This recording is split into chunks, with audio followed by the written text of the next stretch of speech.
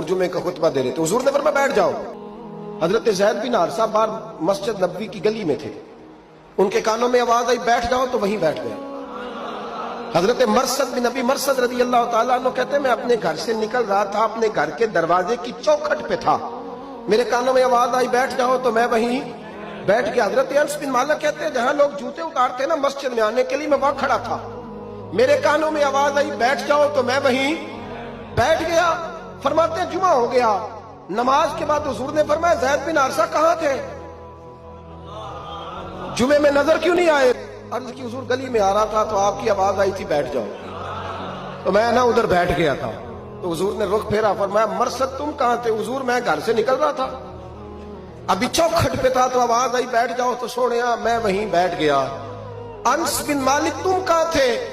अर्ज की सोनिया जहां सारी दुनिया जूते उतारती है ना, मैं ना जूतों में बैठ